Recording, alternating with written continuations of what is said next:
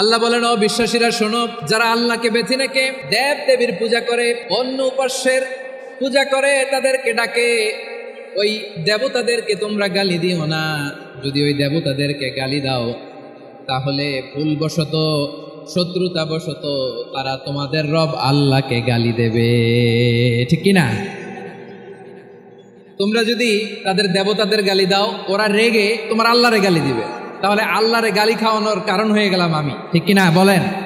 বিষ্ণু ঈসা ইসলাম মক্কাতে কিংবা মদিনাতে অন্য ধর্মের লোকদের সাথে খুব পিসফুলি লাইফ লিড করেছেন। হোক মুশরিক, হোক খ্রিস্টান, হোক ইহুদি, বিশ্বনবী সবার সাথে মিলেমিশে ছিলেন। আলহামদুলিল্লাহ বলেন। ইসলাম হচ্ছে পিসফুল রিলিজিয়ান। অন্য ধর্মের প্রতি সহনশীলতার সবক ইসলাম আমাদেরকে দেয়। কিন্তু প্রতিটি মুসলিমের এটা মনে রাখতে হবে, আল্লাহর কাছে পছন্দনীয়, গ্রহণযোগ্য ধর্ম, জীবনাদর্শ একটি, সেটা হচ্ছে ইসলাম। আওয়াজ করে বলেন, সেটা কি? লালমনিরহাটের ভাইয়েরা আওয়াজ করে বলুন, আল্লাহর কাছে মনোনীত ধর্ম একটি, সেটা কি? এজন্য রব্বুল আলামিন বলেন, ইন্নাদ-দীনা ইনদাল্লাহিল ইসলাম, আল্লাহর কাছে মনোনীত, গ্রহণযোগ্য, অ্যাকসেপ্টেড ধর্ম মতাদর্শ একটা, সেটা হলো ইসলাম। ইসলাম ছাড়া অন্য কোনো ধর্ম যদি কেউ তালাশ করে, তার ওই ধর্ম আল্লাহ গ্রহণ করবে না। ওমাই ইয়াবতাগি গায়রাল ইসলামি দীনান ফালাই ইউকবালা মিন ওয়া হুয়া ফিল আখিরাতি মিনাল খাসিরিন।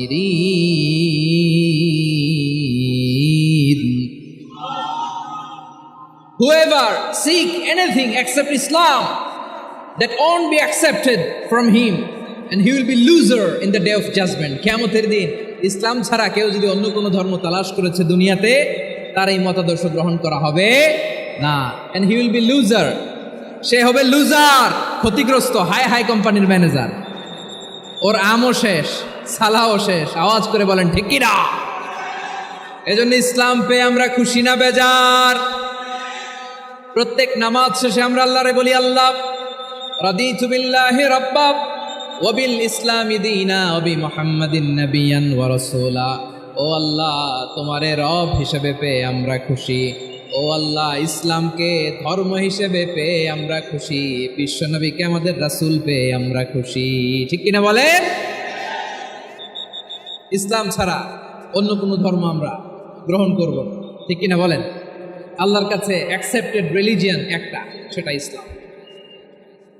তো বিশ্বনবী সাল্লাল্লাহু আলাইহি ওয়াসাল্লাম মক্কাতে কিংবা মদিনাতে খুব পিসফুলি এক্সিস্ট করেছেন, যে কোনো ধর্মের সাথে মিলেমিশে চলেছে। তার প্রমাণ আমরা যদি রাসূল সাল্লাল্লাহু আলাইহি ওয়াসাল্লামের বায়োগ্রাফির দিকে তাকাই, তাহলে দেখব তিনি মুশরিকদের সাথে পিস ট্রিটি করেছেন, শান্তি চুক্তি, পিস ট্রিটি, পিস এগ্রিমেন্ট। আপনারা হুদাইবিয়ার সন্ধির নাম শুনেছেন? আমার লালমনিরহাটের কলিজার টুকরা ভাইয়েরা, হুদাইবিয়ার সন্ধির নাম আপনারা শোনেন নাই? 6ষ্ঠ হিজরিতে বিষ্ণু ঈসা ইসলাম মুশরিকদের সাথে এই ট্রিটি করেছেন, চুক্তি। কাদের সাথে? মুশরিকদের সাথে। আমরা তো মুসলমান বসতে পারি না। আমরা দুই মুসলিম ভাই একসাথে বসে চা খেতে পারি না, গল্প করতে পারি না। বিষ্ণু ঈসা ইসলাম মুশরিকদের সাথে ট্রিটি করেছেন, হুদাইবিয়ার সন্ধি।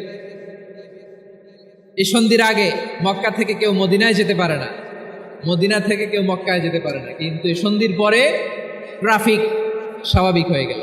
মক্কার লোকেরা মদিনায় আসতে পারে, মদিনার লোকেরা মক্কায় আসতে পারে। এটাকে বলে সুলহে Hudaybiyyah, the peace agreement of Hudaybiyyah, শান্তি চুক্তি। আমরা পৃথিবীতে এখন অনেক শান্তি চুক্তির নাম শুনি, এগুলো সব the piece treaty of Hudaibiya থেকে কপি করা। আল্লাহু আকবার। তাহলে বিশ্বনবী সাল্লাল্লাহু আলাইহি সাল্লাম তিনি যে শান্তিপূর্ণ সহাবস্থানে বিশ্বাসী ছিলেন, মুসলমানেরা যে অন্য ধর্মের প্রতি সহনশীল, তার প্রমাণ হচ্ছে এই পিস ট্রিটি। মক্কার পার্ট গেল, পিস এগ্রিমেন্ট করলেন, শান্তি চুক্তি। বিষ্ণু ঈসা ইসলাম মদিনায় যে কি করলেন?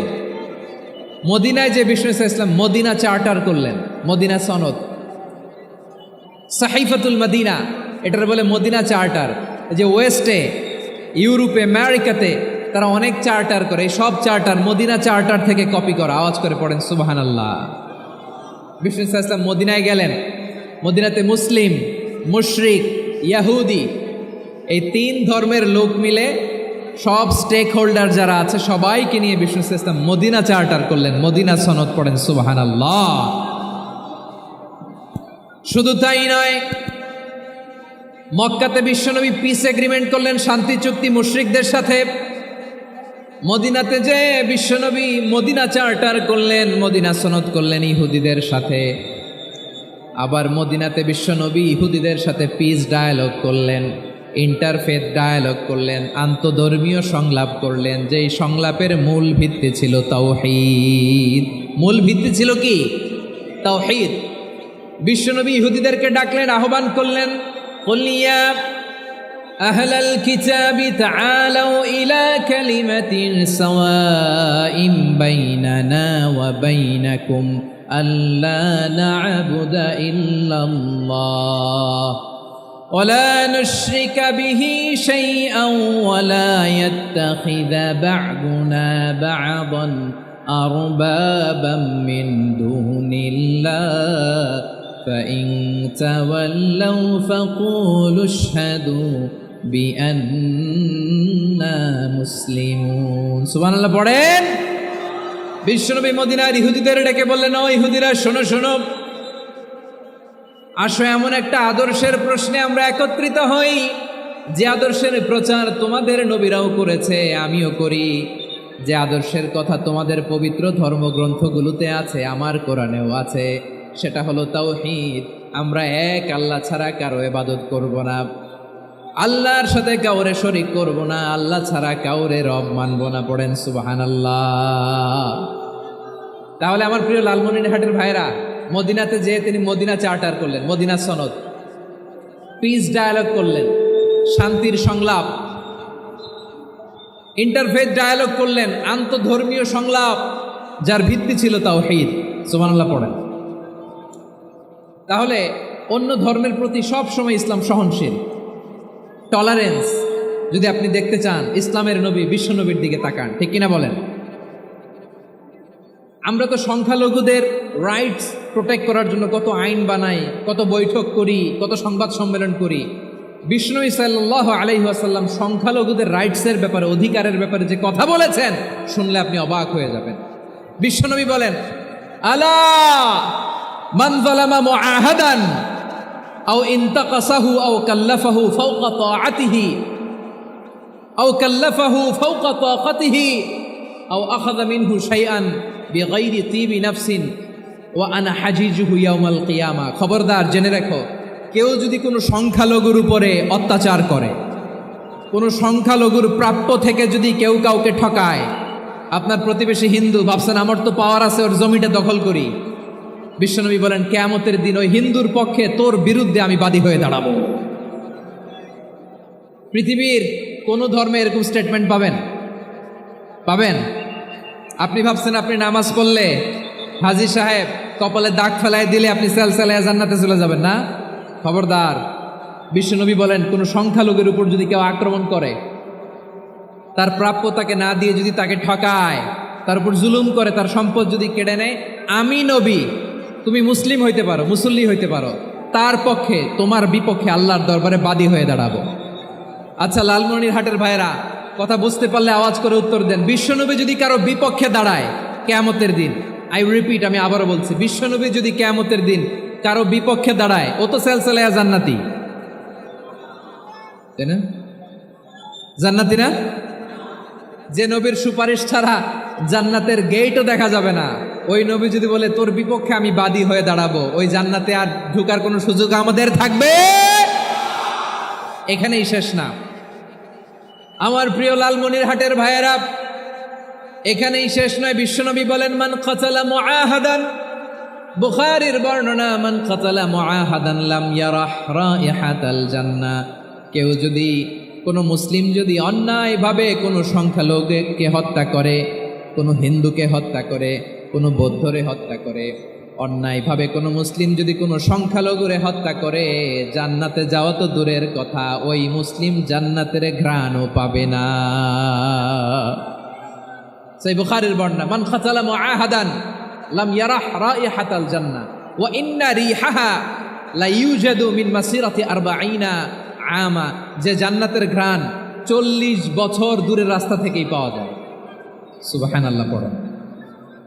প্রিয় ভাইরা, এখান থেকে জান্নাতে পৌঁছতে লাগবে 40 বছর। এত দূর, কত বছর? সবাই বলেন কত বছর?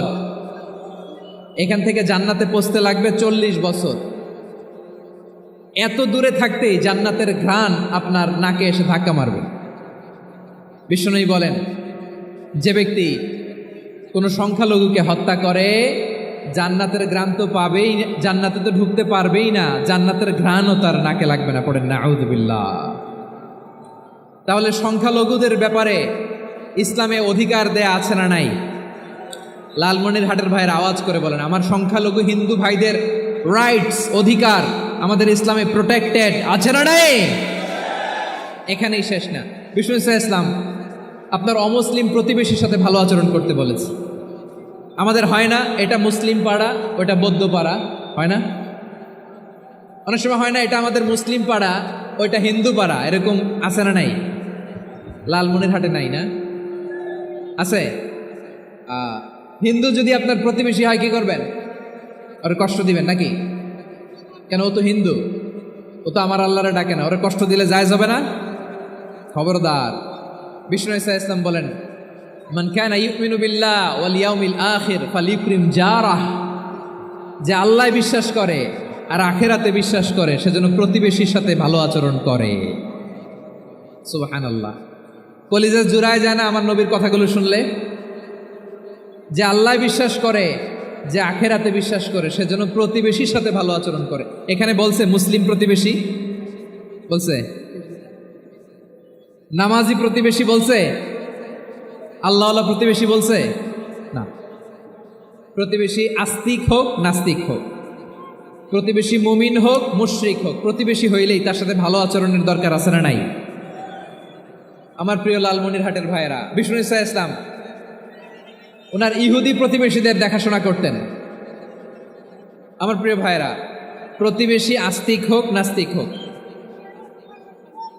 মুসলিম হোক হিন্দু হোক, তার সাথে ভালো আচরণ করতে হবে। বিষ্ণু ইসলাম ওনার ইহুদি প্রতিবেশীর বাসায় যেতেন। কোন প্রতিবেশী? ইহুদি। আওয়াজ করে বলেন, কোন প্রতিবেশী? ইহুদি। এক ইহুদি কিশোর বিষ্ণু ইসলামের খেদমত করতে, ইহুদি ছেলে আমার নবীর খেদমত করতো, তারা ছিল নবীর প্রতিবেশী। তো অনেক দিন হয় ইহুদি ছেলেটা আসে না। বিষ্ণুনবী খোঁজ দিলেন, ঘটনা কি? একটা ইহুদি ছেলে না আমার খেদমতে আসতো, ছেলেটা কই? খোঁজ নিয়ে জানলেন ছেলেটা অসুস্থ। বিষ্ণু ইসলাম ওই ইহুদির বাড়িতে চলে গেলেন ওই ছেলেটাকে দেখা করার জন্য, ভিজিট করার জন্য। সুবহানাল্লাহ পড়বেন না? গেলেন, যে দেখে ইহুদি ছেলেটা মুমূর্ষ, যান যান যায় যায় ভাব, বিছানায় পড়ে আছে, তার বাবা দাঁড়ানো। বিশ্বনবী তার মাথার পাশে বসলেন, মাথায় হাত বুলিয়ে দিলেন, আর ছেলেটাকে বললেন, আসলিম, হে ইহুদি ছেলে, আসলিম, ইসলাম ধর্ম গ্রহণ করো। তো ছোট্ট ছেলে ভাবে আমরা ইহুদি, এখন ইসলাম ধর্ম গ্রহণ করলে আব্বা যদি বকা দেয়। ফানাযারা ইলা ওয়াজহি আবি, ছেলেটা তার বাবার চেহারার দিকে তাকালো, দেখি আব্বা কি কয়। আব্বা যদি বলে তাইলে ইসলাম ধর্ম গ্রহণ করবে। ইহুদি ছেলেটা তার বাবার দিকে যখন তাকালো, ওর বাবা বলে, আতি আবুল কাসিম, আবুল কাসিম যা বলে তাই করো। আবুল কাসিম হচ্ছে বিষ্ণু ইসলামের একটা কুনিয়াত, উপনাম। আমার রাসূলের বড় ছেলের নাম ছিল কাসেম। যেমন দেখবেন আমাদের এলাকায় কারো ছেলের বড় ছেলের নাম যদি হয় আব্দুল্লাহ, এরা আব্দুল্লাহর বাপ বলে ডাকে। কারো বড় মেয়ের নাম যদি হয় ফাতেমা, এরা কি ডাকে? ফাতেমার বাপ বলে না?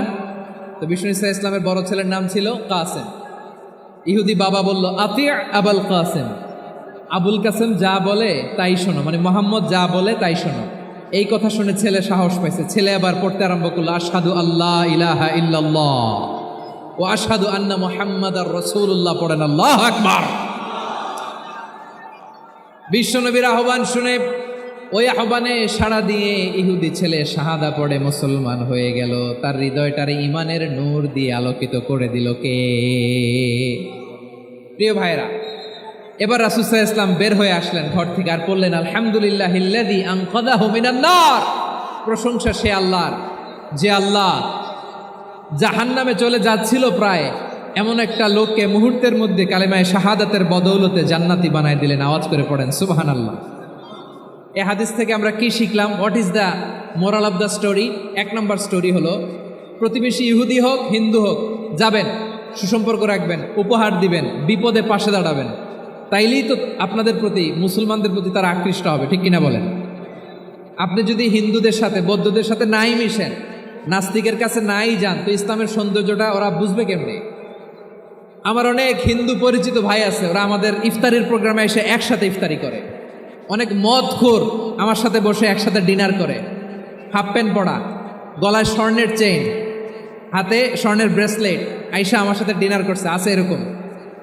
গাঁজাখোর, আমি বলে আসো, welcome welcome to my dinner, আসো বসো, বসলেই তো আমি ওর ডিএনএ, চিন্তার ডিএনএ চেঞ্জ করে দেওয়ার সুযোগ পাবো, চিল্লায় বলো ঠিক কিনা? আসতে হবে আমার কাছে। Hour door is open, the door of Islam is open 24/7।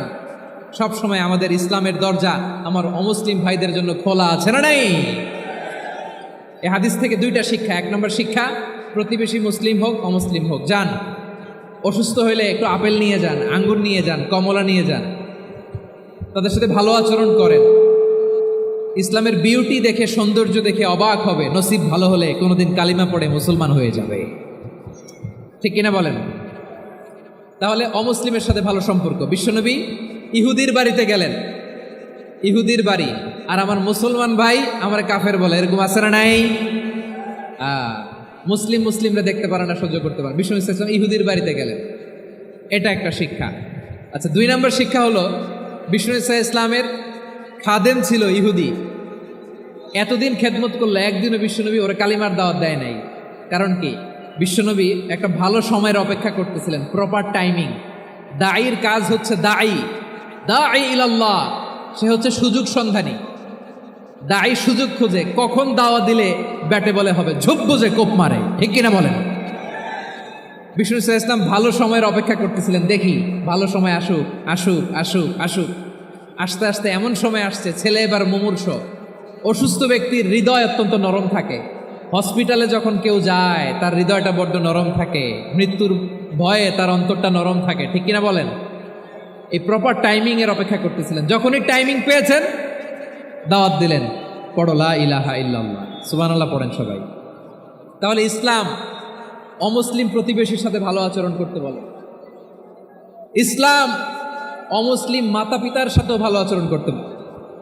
মাতা পিতা যদি অমুসলিম হয়, তারা ফেলে দিতে পারবেন? পারবেন? আমার লালমনিরহাটের ভাইয়েরা, অনেক হিন্দু ছেলে আমাদের হাতে শাহাদা পড়ে মুসলিম হয়, কিন্তু ওর মা মুসলমান হয় নাই, বাবাও হয় নাই, এরকম আছে না নাই? তো ও হয়েছে মুসলিম, মা বাপ হিন্দু, এখন মা বাপ কি বাদ? হ্যাঁ, মা বাপ বাদ দেয়া যাবে? যেই মা আপনারে 9 মাস 8 মাস পেটে ধারণ করলো, আপনার মায়ের নার ছেঁড়া ধন, আপনি ওই মারে বাদ দিতে পারবেন? যেই মায়ের বুকের তাজা দুধ খেয়ে আপনি আজকে বাড়ন্ত তাজা তরতাজা, ওই মারে বাদ দেয়া যাবে? মায়ের এক ধারে দুধের দাম, কাটিয়া গায়ের চাম, পাপুষ বানাইলে ঋণের শোধ হবে না, এমন দরদি ভাবে কেউ হবে না আমার মাহাগো। মায়ের এক ধারে দুধের দাম, কাটিয়া গায়ের চাম, পাপুষ বানাইলে ঋণের শোধ হবে না, এমন দরদি ভাবে কেউ হবে না আমার মাহাগো, ঠিক কিনা? মাকে তো বাদ দেওয়া যায় না। وَقَضَى رَبُّكَ أَلَّا تَعْبُدُوا إِلَّا إِيَّاهُ وَبِالْوَالِدَيْنِ إِحْسَانًا। আল্লাহ বলে, অবধারিত 2টা ভার্ডিক্ট তোমাদের জন্য, এক আল্লাহর ইবাদত করবা আর মা বাবার প্রতি ইহসান করবা। আদেশটা কার? মা বাবার প্রতি ইহসান করতে হবে। আমার মা হিন্দু হোক, ভালো আচরণ করতে হবে, বৌদ্ধ হোক, ভালো আচরণ করতে হবে। আমার যে সমস্ত হিন্দু ভাইয়েরা মুসলিম হয়েছ, তোমাদের মা বাবা এখনো মুসলমান হয় নাই, তাদের সাথে ভালো আচরণ করতে হবে। আপনাদের খেদমত নিজে করতে হবে, অথবা খেদমতের ব্যবস্থা করাই দিতে হবে। মান্থলি যে খরচ লাগে এটা দিতে হবে। আরে তুমি এখন মুসলিম, তোমার মা বাবা হিন্দু, এখনই তো সুযোগ ইসলামের সৌন্দর্য দেখানো। এখন মা বাবা যদি দেখে, আরে এটা হিন্দু থাকতে তো বদমাইশ ছিল, বেয়াদব ছিল, কি এমন ধর্ম সে গ্রহণ করলো যেটা গ্রহণের সাথে সাথে সে পাল্টে গেল? কি এমন ধর্ম সে গ্রহণ করেছে যেটা তার জীবনকে আলোকিত করে দিয়েছে? নসিব ভালো হইলে তারাও কালিমা পড়ে মুসলমান হয়ে যাবে। বিষ্ণু ইসা ইসলামের স্ত্রীর নাম ছিল আয়েশা রাদিয়াল্লাহু তাআলা আনহা, আবু বকর রাদিয়াল্লাহু তাআলা আনহুর মেয়ে। আবু বকর রাদিয়াল্লাহু তাআলা আনহুর আরেক মেয়ের নাম হচ্ছে আসমা। কি নাম? দুজনই আবু বকর রাদিয়াল্লাহু তাআলা আনহুর মেয়ে, আসমা আর আয়েশা। নাম দুইটা কেমন লাগে? আসমা নামটা কেমন লাগে? আয়েশা নামটা কেমন লাগে? সবার ভালো লাগে নাই? নাম দুটো আপনাদের ভালো লাগে? লালমনিরহাটে অনাগত যদি কন্যা সন্তান হয়, যদি মনে চায় আসমা রেখে দিতে পারবেন, যদি মনে চায় আয়েশা রেখে দিয়েন। দেশে বিদেশে এয়ারপোর্টে রাস্তাঘাটে শুধু বলে হুজুর একটা নাম দেন, আমার ছেলের একটা নাম দেন, মেয়ের একটা নাম দেন। তো আমার মনে আছে যশোরের আদ্দিনের মাহফিলে আমি একটা দুইটা নাম দিয়েছিলাম। আজকে লালমনিরহাটের এই প্রোগ্রামে কন্যা সন্তান যদি হয় দুটা নাম দিলাম, আসমা কিংবা আয়েশা। ইনশাআল্লাহ পড়েন। দুজন বোন, এক মায়ের না, বাবা এক মা দুইজন। আয়েশা রাদিয়াল্লাহু তাআলা আনহার মায়ের নাম উম্মে রুমান, আর আসমা রাদিয়াল্লাহু তাআলা আনহার মায়ের নাম কুতাইলা বিনতে আব্দুল উজ্জা। আবু বকর রাদিয়াল্লাহু তাআলা আনহু 4টা বিয়ে করেছিলেন। তো একই ঘটনা ঘটেছে এই ফ্যামিলিতে। আসমা ইসলাম ধর্ম গ্রহণ করে মুসলিমা, কিন্তু তার মা কুতাইলা মুশরিকা। আই রিপিট, বোঝার জন্য আমি আবারও বলি, আসমা রাদিয়াল্লাহু তাআলা আনহা মুসলিমা, আর আসমার মা কুতাইলা, আওয়াজ করে বুঝে থাকলে বলেন, আসমার মা মুশরিকা। তার মানে মেয়ে মুসলিম, মা অমুসলিম। ভেজাল আছে না নাই? কিন্তু কুতাইলা আর ধৈর্য ধারণ করতে পারে না। নার ছেড়া ধন, কলিজার টুকরা ধন, কলিজার টুকরা সন্তান আসমারে দেখতে বড্ড মন চায়। সাইয়েদনা আসমা রাদিয়াল্লাহু তাআলা আনহা মক্কা থেকে হিজরত করে মদিনায় চলে গেলেন হুদাইবিয়ার পর। যখন মক্কা মদিনার ট্রাফিক স্বাভাবিক হলো, মক্কার লোক মদিনায় যায়, মদিনার লোক মক্কায় আসে। কুতাইলা কলিজার টুকরা সন্তান আসমারে দেখার জন্য কিছু উপহার নিয়ে বিশাল মরুপথ পাড়ি দিয়ে মক্কা থেকে মদিনায় যায়। সুবহানাল্লাহ বলেন। এখন মা আসছে মেয়ের সাথে দেখা করতে, মেয়ে তো আর দেখা দেয় না। মেয়ে ভাবছে আমার মা তো মুশরিকা, অপবিত্রা, তার সাথে কি দেখা দেয়া যাবে? বিশ্বনবীর দরবারে চলে গেলেন। সুবহানাল্লাহ বলেন।